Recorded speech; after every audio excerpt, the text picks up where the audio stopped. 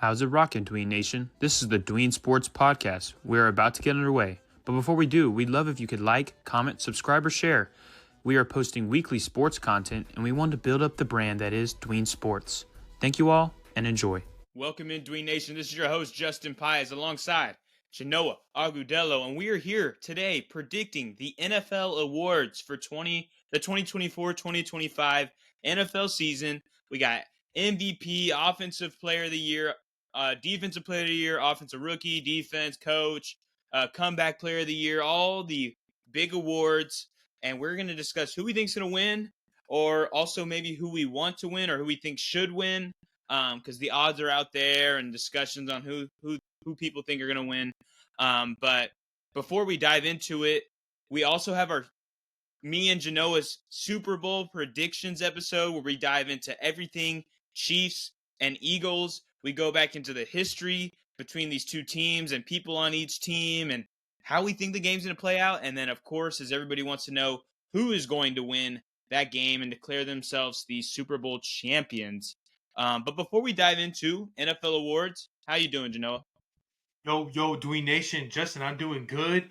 Those nights, the night before the Super Bowl, that's a night that's you kind of unwind, you kind of get your Super Bowl plans finalized there. You know, you got the food from the groceries already frozen or pre-cooked or marinated. You know, you got the pizza, place down the street ready to go, dialed up. You got your order pre-ordered, ready to go for the next day. And so you sit back and you watch these awards, Justin, and look back at what was an interesting regular season. You know, we're in a new era, Justin, right? We're not in the Tom Brady, Peyton Manning, Drew Brees, Aaron Rodgers, era no more. We're now in the, mostly dominated Patrick Mahomes with Lamar and Allen and all these new cats. And so, it's a new era, Justin. So this Super Bowl is definitely, one to come. And then, these new awards, right? These are new players, new coaches. This is the future now of the league. And a lot of these players, right, they've barely been in the league for not even 5-6 years. So we're now on the right path to kind of a new era. We are in a new era. And, this awards can be more important for the future of the league. Yeah, man, I'm super excited to dive into it. And I think what the most exciting thing about this year is how close the MVP discussion is. Obviously, there's kind of two options this year with Josh Allen and Lamar Jackson. Josh Allen leads in the odds for the MVP award, but usually we usually know, hey, it's going to be Lamar as it was last year and years before with Mahomes. We kind of knew and felt, hey, this guy's going to win MVP. But this year, I think, is one of the harder ones to pick through because both of these guys were phenomenal. Obviously, all five guys on the list had really good years. But I want to get your take. Who do you think will win the MVP? And do you agree? Do you think they should? Justin, there's two sides of MVP voting every year. It's what we think, and it's what the committee just labels it and slaps it on. For example, last year, I don't really believe Lamar Jackson deserved MVP. I think it was more of like Christian McCaffrey. And I think a few years ago, when it was Aaron Rodgers' second back-to-back, I would have possibly given it to Cooper Kupp because he was a Triple Crown winner. His team was in the playoffs, and they won the. I think they might have won the division, or they did. They did win the division that year, and they hosted the NFC Championship. And Cooper Kupp pretty much balled out every game that year. So there's that side, but then there's the side that's like, oh man, you know what? Let's realistically break it down, and all these candidates really make a point because look, I mean, besides the fact that the Bengals didn't make the playoffs, you could make the argument that Joe Burrow should be up there, but the fact that he didn't make the playoffs, I guess, could X him out. Right. But then it goes down to Saquon, Josh Allen, and Lamar Jackson, right? Saquon Barkley had 2,005 rushing yards. I mean, that's a year. That's a digit of a year that we were alive in, Justin, right? I mean, a lot of these players, like the second leading rusher after that is Derrick Henry at 1921. I mean, none of us were born in 1921, but this guy Saquon Barkley, 2005 there. I mean, that's how many he had. I mean, that's crazy. He could have broken had he not played that last game of the year, of the season. And Justin, I mean, he has completely transformed this offense. There has been times this year where A.J. Brown, in this offense, and they were on and off, but Saquon still led the way. But then you get Lamar Jackson, who from the first game of the season, that loss to Kansas City, still looked good. This whole year, he's gotten his shape. His body looked different. And he became a better rusher, a better passer. I mean, he elevated a guy like Rashad Bateman there. I know you added Derrick Henry, but Justin, Lamar Jackson felt so fluid and so natural this year throwing the football. I've never seen it before since he's been drafted. He just looked more smooth throwing the football. And I mean, was able to win that division, one of the top teams in the league all year. They did beat Buffalo in the regular season. And not to mention, Justin, they started 0-2, and it's just like, man, Lamar Jackson makes a great case. But for me, Justin, I'm going to go with Josh Allen. That stretch that he had there, Justin, in the middle, like the end of the season to win the division, to secure the second seed. Not to mention, it was only Patrick Mahomes' starting loss of the season. One of two Chiefs losses, but remember, Mahomes and starters didn't play that last week against Denver. So essentially, that was the Chiefs' only real loss. And then Josh Allen then goes, he beats one number one seed. Then he goes to Detroit, Justin. And he has about 6-7 total touchdowns. Not to mention that week before, he had a great game at Los Angeles. I don't think he had the ball last. So that might have been the reason why they did lose that game against Los Angeles. Here's the thing, though, Justin. With Josh Allen, he just doesn't have a lot of talent around him. So I do think that's why. And voter fatigue has possibly kicked in. They possibly, the committee doesn't want to give Lamar Jackson the third MVP or back to back. If there's a better option, I think Josh Allen might be the better option. So I'm going to go with Josh Allen, securing that MVP. Yeah, you know what? I'm kind of in the same boat as you because I'm looking at the stats here, and I know stats are not the whole story, but Lamar has more passing yards, more passing touchdowns, more total touchdowns, and less interceptions, and he only lost one less game, but they both won their division. So why is Josh Allen the favorite? And I think a lot of people are really diving into that one monster game that he had against the Rams. And it was even in a loss that game, but people just remember how spectacular it was. What, he have 6 touchdowns, 3 rushing, 3 passing. Like, he was on another level. And I think it's because he had such big games like that when he had him back to back, in fact, when he played the Lions the very next week. So I think a lot of people are relying on that. And as you mentioned, that he just is kind of doing a lot with less than what he had last year. No Diggs, no Gabe Davis, a hurt Kincaid for most of the year, and he's relying on a rookie and Curtis Samuel and Shakir, who was their third or fourth receiver the year before. So it's like he didn't have a lot of options, but he was still doing great. And I think his expectation headed into the year versus where he landed is why I think he will win the MVP, even though I feel like you're right. There might be some voter fatigue because I think Lamar Jackson is a very great candidate, and I would not be shocked if he did win it because he deserves it just as much.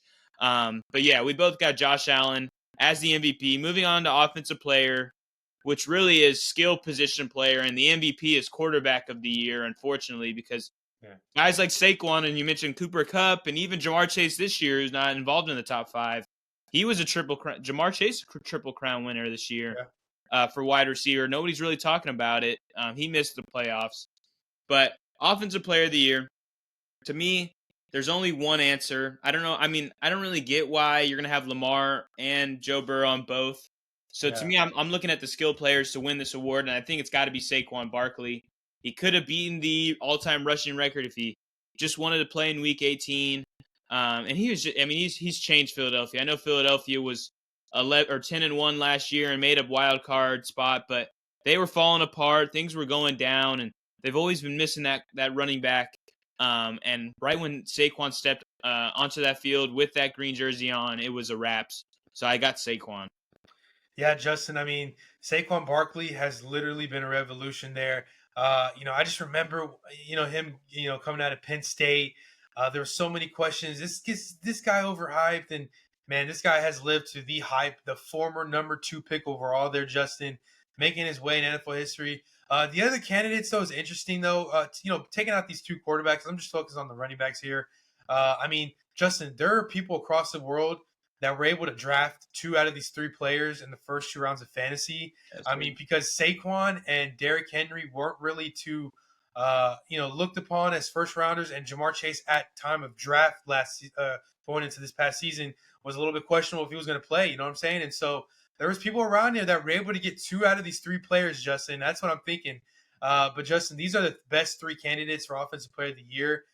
There was parts of the season where each of these 3 players thought to be their name there. The first part of the season, I remember when Derrick Henry demolished the Cowboys. And then he had that game against Buffalo on Sunday night. I'm like, man, this guy's the Offensive Player of the Year. But then you get, Jamar Chase, and, man, he's getting 100 yards, and he has those 2 games against Baltimore that Thursday night. And he's just playing phenomenal. That Monday night against Washington, I mean, he is going crazy. And you're like, man, maybe this guy, he's leading the league in receiving yards. And, T. Higgins is in and out the lineup. There's some issues in Cincinnati, but Jamar, and then you go to Saquon. It's like, man, this whole offense has turned around. This guy is on pace, throughout the season. You're like, man, this guy's on pace for 2,000 yards, and it's historic. And it's like, man, I'm going to go with Saquon. I'm going to agree with you there and go with Saquon. I just feel like, man, this was definitely the best lineup in awards this year for Offensive Player of the Year. Because I think last year, who was it? Was it Christian McCaffrey? I think it was a no-brainer for Christian McCaffrey to win that last year, in my opinion. Maybe Puka was a close, maybe like I don't know, who knows. But other than that, Justin, give me Saquon, and let's hope he has one more good game in him Sunday in 2 weeks. I agree. We're counting on that one more game. But yes, we're both aligned with that. On to defensive player, which to me, we were discussing before this episode. This is a tougher one than in previous years. I know last year was kind of down to the wire between TJ Watt and Myles Garrett, and it ended up going to Myles Garrett. But this year we got a stack of 5 names, and I think like most people don't realize like Trey Hendrickson has led the league in sacks this year. Zach Bond has been a all-pro kind of player for the Eagles. Obviously, Myles Garrett and TJ Watt are always great, as is Pat Surtain, who's arguably the best corner in football this year. So I'm curious, who do you think's going to win the Defensive Player of the Year award? Justin, I mentioned the first 2 categories were the most interesting and down to the wire I've ever seen with the MVP and Offensive Player of the Year. Honestly, I wish I could say the same for Defensive Player of the Year. This has to be the worst, list of candidates there. There's some, players missing there. I like Danielle Hunter. I'm a Texans guy. I'm not trying to be biased. But maybe a Vikings player, maybe like a Jonathan Grenard, right? Should have been considered. He had a great year there. And Justin, why not, a guy like Nick Bonito? I mean, why? I mean, maybe he could have been in there. What about my guy Stingley? He's been a shutdown corner all year. I'm surprised to see a guy like Kirby Joseph not in the conversation. Justin, Kirby Joseph had 9 interceptions. And so, maybe a Vikings player, listed wouldn't have heard. And for me, it's simple. I'm not happy with this choice, but it's really like, kind of like an elimination, process of elimination, right? The Browns, the record, obviously Myles Garrett was top 5 in sacks, but no, I'm taking Myles Garrett off. The defense wasn't all that good. Trey Hendrickson, I mean, what was the biggest, issue with the Bengals this year? Great offense, terrible defense in critical situations. Why would we give a Defensive Player of the Year to the reason why the Bengals didn't make the playoffs? I mean, maybe the outcome could be different, Justin, with who's in the Super Bowl right now. So if the Bengals do make it, right? Who knows, right, Justin? So I'm not giving it to a Bengals player. I'm going to say TJ Watt just because no one really knows about what Zach Bond did this year. It was behind closed doors. I mean, yes, he had a great season, but that defense in whole is just playing good as a unit. And then Broncos cornerback Patrick Surtain is a close one, but I felt like he fell off like the second half of the season. Not to mention that, Cleveland game against Denver on Monday night got thrown all over by Jameis Winston. I mean, I just feel like, I don't know, Patrick Surtain, I think he missed a couple games too, so I'm not sure. Not to mention, Justin, I don't think he finished top 10 in interceptions. I'm looking at it. He didn't have all that much, and so I don't know. I feel like that might be a reason why he doesn't win. So I'm going to go with TJ Watt. I'm not too happy about it, but I guess I feel okay about it. The sad thing about poor TJ Watt here is he has been one of the best, if not the best, pass rushers since he's joined the league. Yeah. And he has been runner-up for this award 5 times. And I, unfortunately, am going to predict that it will happen again. I think that it's going to go to Pat Surtain because he has been locked down this year. I think it hasn't come up much in the stat lines, but he is just not allowing. He didn't allow many to any wide receivers do anything, especially as you mentioned that first half of the year. He was electric. And so I think I'm going to give him this award. He is also the odds-on favorite. I think Myles Garrett deserves some credit because he won last year. He was the second highest leader in sacks this year, and he led the NFL in tackles for loss. So he's like right there where I think if I was just looking at this list, I would maybe go Myles Garrett, but I do think Pat Surtain's going to pull it out and win the first cornerback defensive player since Stephon Gilmore? It's been a Wow, little yeah. while. Yeah, it's been a while since that. So I got Surtain, you got TJ Watt, and we're moving to offensive rookie where it looks like we're going to be back in the same boat. And you want to just say it at the same time? Ready? 3, 2, 2, 1. 1. Jaden Jaden Daniels. Daniels. Yes. Yep. And it's tough because everybody else on this list had a phenomenal year. Brock Bowers Yep. had the best rookie tight end season we've ever seen. Brian Thomas outshined his counterpart in Malik Neighbors. They're obviously LSU guys. And it's just all those guys, those three guys, Neighbors, Thomas, Bowers, bad teams, really bad teams. In fact, all are top 10 in the draft, their teams. And then you move to Bo Nix, who, man, any other year I'd be giving him this award too because he really came on after the first few weeks starting out slow, and he deserves a lot of credit, But it's just not enough because Jaden Daniels was phenomenal, and he took his team to the conference championship. Yeah. And even before that, man, he could rush. He was so poised in the pocket, making big plays. We saw Terry McLaurin have his best year, and he was with a first year coach. He deserves all the credit, and as we both say, he's getting this award. What do you think overall with these candidates? Yeah, Justin. I mean, it's a really good candidate for Rookie of the Year there. All candidates deserve. I mean, Brock Bowers has been getting a lot of shine there. I know a Raiders fan who told me he's a really realistic Raiders fan. So I take what he told me, and he said that Brock Bowers in 5 to 6 years could be the next Gronkowski, right? And so I've had some people agree with that. And Brian Thomas Jr., what a last like 5 or 6 games he had, an Mm-hmm. ultimate fantasy league winner there. One of the more fun players to watch. Hopefully he can keep it up. And then Neighbors struggled a little bit in the middle of the season, but he had flashes to begin the season as well to end the season. He was also a league winner there, specifically championship weekend there, Justin. I think he had 35 fantasy points. And then Bo Nix, Justin, I mean, he was impressive because I had the Broncos picking top 2 to 3 in the draft, and it wasn't just because of Bo Nix. I just felt like the offense around him wasn't complete, and he just had Sutton, and made it work. Justin made it work, made a run to the playoffs. Literally, not was there. They still lost to the Bengals. I think it was week 16 or 17, 17, yeah. but still, Justin, he was still able to lead his team to the playoffs in a division where there is Patrick Mahomes.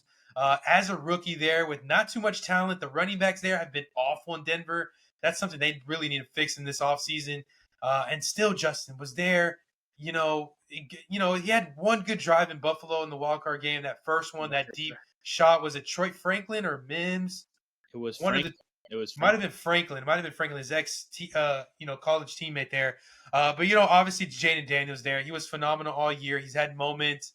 If it wasn't for the Eagles being in that division, Justin, the Commanders and Jaden Daniels would have had home field advantage for the first round at least, and the division. So I guess it's easy to go with Jaden Daniels. He's relevant. It's been recent. Could have made the Super Bowl. He played really well in my opinion in Philadelphia, and so beat them once. I know Jalen Hurts went out, but hey, Jaden Daniels for sure the Rookie of the Year. Yeah. Enough said, kind of thing. Like Yeah. he's been great. Yeah. And a lot of great rookies this year. Moving on to defensive rookie of the year, I feel like we're also aligned on this one because to me, this one's a lot more clear. Even though Yeah. the rest of these guys had good years, it just doesn't add up to this guy. And can we do it again? Yeah. All right, ready? 3, 2, 1. Jared Verse. Verse. Yeah, so Jared Verse gets it. He has been a wrecking machine. Obviously, he's got his former college teammate and Braden Fisk to team up with, and they've both been great. But Jared Verse has been that guy, especially after Aaron Donald retires, and we're like, wow, the Rams are about to plummet into awfulness, and Jared Verse has led one of the best defenses on the year. Like, they've been great. So Jared Verse gets this. I don't think there's much to talk about with the other candidates. Chop Robinson was solid, obviously a Penn State guy. Quinyon Mitchell, Cooper DeJean, they have been very solid. Very solid picks. Obviously, DeJean being a second rounder makes it even more impressive. And then Fisk as well. He's been like the counterpart to Jared Verse. But Verse has just led it all. So yeah, we got Jared Verse. Do you have anything else to say on it? Not much, Justin. I do think that Quinyon Mitchell is having a great postseason. There were some times this year where he was, on and off. But other than that, Justin versus the clear cut guy. Yeah.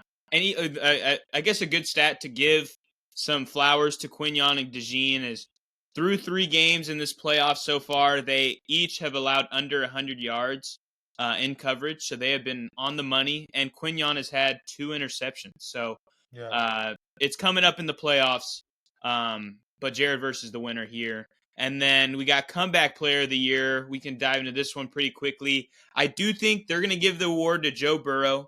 He did miss a good amount of time last year, right? He was injured to start the year, then came in, then ended up getting hurt and missing the rest of the year. But I think just maybe because of shock value and surprise and happiness, I'm going to give it to J.K. Dobbins. I think he deserves to win.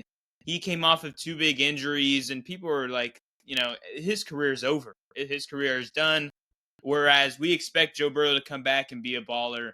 But J.K. Dobbins, I know he was hurt too at a little bit of the year, but he led that Chargers backfield all season long. He was scoring touchdowns. He was very efficient on the ground.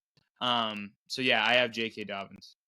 Yeah, Justin, that's a really good one there, especially where J.K. Dobbins, what he's been through in his career there, Justin. I mean, he had back-to-back season-ending ending injuries. Baltimore obviously was looking to change from running back. And Justin, it's good to see him in a new home there, with potentially leading this backfield going into next year. Hopefully, he can stay healthy. I definitely agree with your Burrow take. For me, I'm gonna go with Sam Darnold. I feel like he does deserve to get some recognition. He's deserved to get some shine there, Justin. For this comeback player of the year there, Justin, he had 4,000 passing yards, 35 touchdowns, to only 12 picks there. He had some dominating wins to start the season. He had some good moments. It didn't end too well there in Arizona against Los Angeles, but Justin, still, what a comeback there. 35-12 ratio there, 35 touchdown, 12 picks only. And you know what, Justin? He was drafted in, New York, didn't work out with the Jets. I think he goes to Carolina for a year. Yeah. And then he spent last year as a backup to Brock Purdy. So I think he learned some things from, in that Shanahan play style. Even though it can't win you Super Bowls, it's still some good football, some stats. It can still help you win a fantasy championship. But for their own sake, Justin, I don't know if they can win Super Bowls. But hey, some of those mechanics were able that Sam Darnold was able to learn and use it this year with Stefanski. And Justin, I'm picking Sam Darnold for the comeback player of the year, and I'm also sticking with him for one more year, just one more year. Running back with Sam Darnold, you got Brian Flores, the defense coordinator. You got one of the best receivers in the league, in Jay Jettas there. They were able to build a sweet connection. And so one more year, let JJ McCarthy in his second year, just still learn, get healthy. That's your franchise guy. No rush to put him in when you made the playoffs with Sam Darnold. So give me Darnold. Yeah, I can't wait to dive into like free agency predictions in a few weeks. We'll dive into those because Sam Darnold's on number 1 on that quarterback list, where if he goes back to Minnesota, that's great for his value, but maybe there's another team that's willing to throw him a bag of money. We will see, because he earned himself millions of dollars the way he played this year. But okay, so we're split. Sam Darnold, J.K. Dobbins, maybe Joe Burrow gets the nod. And then we're going to go to the last one we'll discuss for the episode, Coach of the Year. I'll let you take this first. What do you think?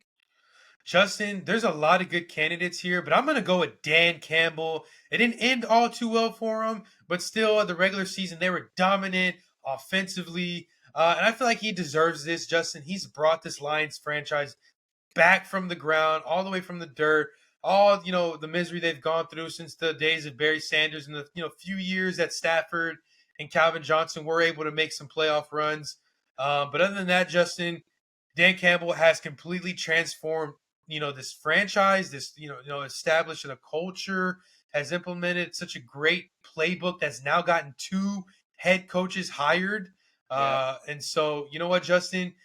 Give me Dan Campbell. I think their record was 15-2, correct? Yep. And even the last couple games of the season, they were still pouring it on. Got the number one seed there, and yes, it didn't end the way we all wanted to for Detroit, but hey, Justin, they still got the number one seed, made the playoffs, and all season they were such a fun watch as a whole, as a unit. And their defense at times wasn't bad since Hutchinson was lost for the season, and so Campbell, a great leader, led this team, and he's going to be their coach that's going to lead them back to this, and he's going to be on this list for the next 10 years, Justin. He's going to be in the list. He might not win it every year, but for me, I think this is the year he wins it. I think next year, if he is able to get his team to 12 wins next year, he deserves this award hands down, because you're losing a great offensive mind and a really solid defensive mind in Aaron Glenn and Ben Johnson. So for me, though, I do think that they're going to give the award to Campbell because he went 15-2 and the way the Lions were dominating all year. But I think Dan Quinn deserves the nod here. The way that Commanders go from 4-13 in 2023 to 12-5 this year. I know they don't win the division, but that's because you got Philly standing in your way. But hey, 12-5, great year. I know they had some close games, obviously the Hail Mary game, and then that Pittsburgh game where they lost when the offsides got Pittsburgh the first down. So there was a couple back and forth, but you had a rookie quarterback and you were able to be a playoff team. I think that's phenomenal. A lot of these coaches deserve a lot of credit. Sean Payton as well had a rookie quarterback and was able to get his team to the playoffs. And then Andy Reid, I mean, if you want to do it, Andy Reid could deserve it every year the way he does for the Chiefs. But I have Dan Quinn, who I think should win it. I do think Dan Campbell will win it. But Dwayne Nation, that is our episode. NFL awards are in the books.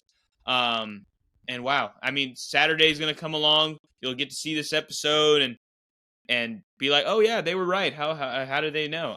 But anyway, and then you'll see all of our predictions from the week for the Super Bowl. But thank you guys for listening. And Jano, send us out. Yo, Dwayne Nation, this was our award predictions of the year there. What a fun year was. We have one more game there, guys, and so stick with us. We have a ton of content as well after the Super Bowl, post-Super Bowl, pre-draft, pre-free agency, even after all that. So we're excited there. What a run this next month and two, leading back to the draft. It's just around the corner there, guys. So, stick with us. Let us know what you think about these awards. If you got different thoughts, who should win MVP? Should a running back win MVP? I mean, should they just this year just shift? Let us know. Thank you guys for watching. One more thing. I'm so sorry. This is a PSA. I know I cut you off in the last episode too, but I have a PSA that I saw Dion Dawkins talk about, and this is like a petition of sorts that I want to start because I don't know. It was like a thing that I don't care about too much, but it's something I agree about in regards to awards, and that there needs to be like a Protector of the Year award for offensive linemen. The top offensive linemen, because they never give any award to offensive linemen. Yeah. And that should be an award added to this set for a player. I mean, the offensive lineman is regarded often as like the most important player on the team sometimes, or I guess the line as a whole. But I have a good choice already. Who? It'll be Penei Sewell. Yeah. I mean, he's a beast. I mean, or Creed Humphrey. Like in the years, Jason Kelsey would have won that award a handful of times, or Lane Johnson is great. I love the Penei Sewell. Not Laramie Tunsil. No offense. But anyway, that was just I remember wanting to say that in this episode because we're talking NFL awards. But anyway, as Genoa said, thank you guys for listening. comment, like, subscribe, and share. And as always, peace. Peace.